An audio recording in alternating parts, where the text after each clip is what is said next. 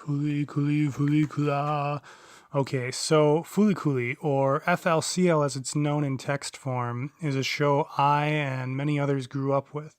I saw this on Adult Swim in the summer after fourth grade, and like a normal person, I would stay up until well after sunrise and watch the whole programming block repeat itself and then catch the morning cartoons on Cartoon Network. Um, so, this show, what is it about?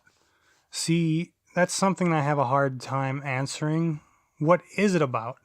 I mean, it's a show about this kid and he's like depressed or some shit, and some lady busts him upside the head with like a guitar, but she like pulled a engine string so it's like a lawnmower, and yeah, kid grows a horn out of his head and everything's a dick joke and robots smash stuff. So that's what it's about.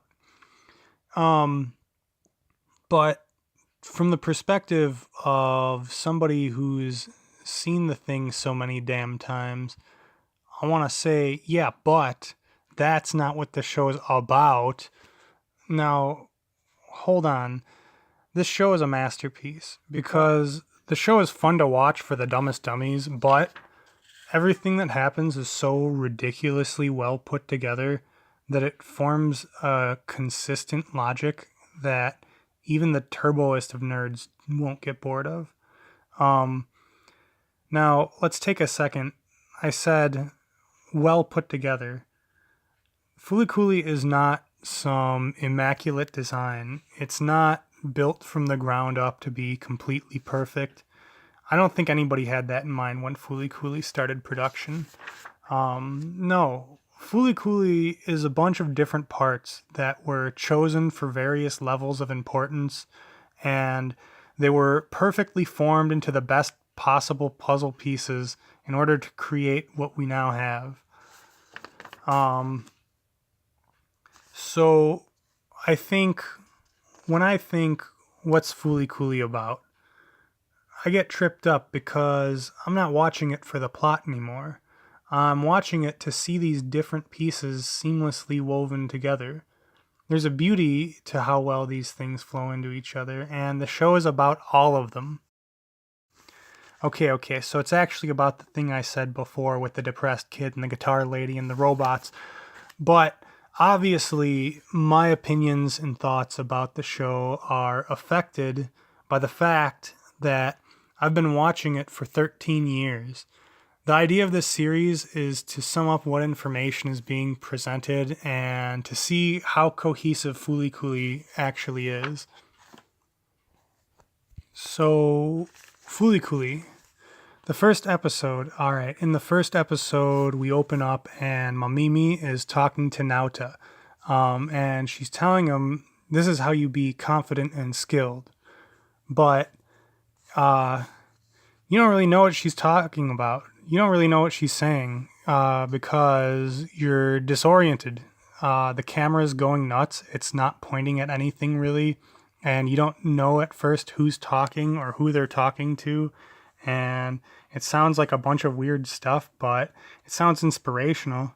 And I mean, maybe you know what she's saying, like, it's not going to go over your head completely, but at this point, you don't get it yet. She's saying, this is how you be confident and skilled. And she's pulling from a few different places. She knows what she's talking about, but Nauta doesn't. And the audience doesn't if they're a first-time viewer.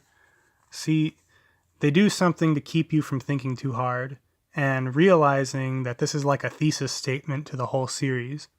And they do that so that their themes become a world feel and not something that's fed to you. They are stating it. They don't give you time to think it's like they're stating it. She's talking about baseball, but right after she's done, she's immediately discredited because Nauta says, you know, your hands are upside down. That's not how you hold a baseball bat. In addition to distracting you, this is also to say that Mamimi is somebody who admires confidence and skill, but doesn't necessarily have those things herself. And after she's introduced, we see how she plays off of Naota. And that's important because this is Naota's world. When we watch an episode of Fooly Cooly, we're entering into Naota's world, and Naota is like a surrogate character for the audience. He doesn't show up and say what he's all about, but other people do, and we know who Naota is by seeing how he's different from these other people. Naota is constant. He is equilibrium and stagnation. He wants to be gray and empty and unchanging. He likes things the way they are, perfectly ordinary. He even says at a few different times, everything is ordinary. Even when things are not ordinary, it's like he's trying to convince himself. The next character introduction we get is Haruko. Now, Haruko comes into Naota's world with a goal and a purpose. And that goal is to disrupt any kind of equilibrium and to undo Naota's stagnation. Her entrance is an assault on Naota's world. The tone of the show shifts completely. And after she leaves, Naota just wants to go back to normal.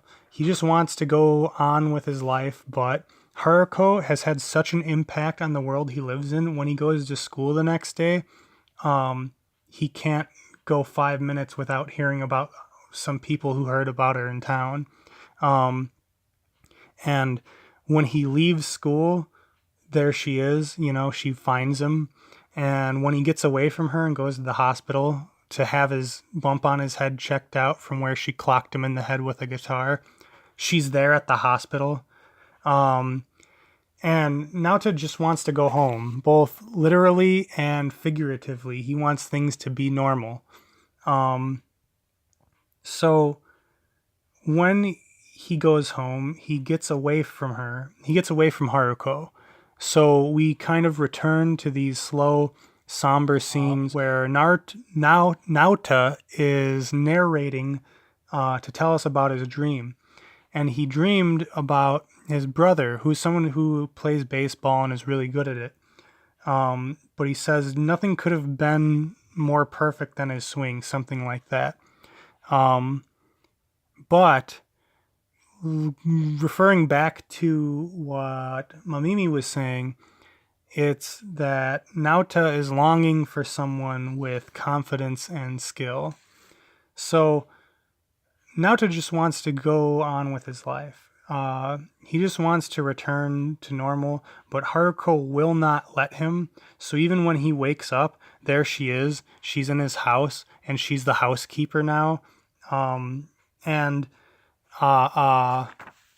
Every time she shows up, things get explosive and bombastic, and Naota just wants things to be slow and quiet. And there's an interesting scene where she's confronting him about what's underneath the Band-Aid, and there's like a weird tense interaction between them, and there's some weird camera effects that a first-time viewer is going to see and maybe be confused by, but we'll come back to this scene later. So Naota leaves the house to get away from Haruko, and he goes to Mamimi. And the scene on the bridge is an especially powerful one because Mamimi starts listing these things, like a panda with a sad face. She says like a watermelon, and in Japan you eat watermelon with salt on it, or like a blackboard eraser. She's naming things that are like, there's a nice thing, there's something nice to them, but there's also something not nice. The watermelon is sweet but also salty.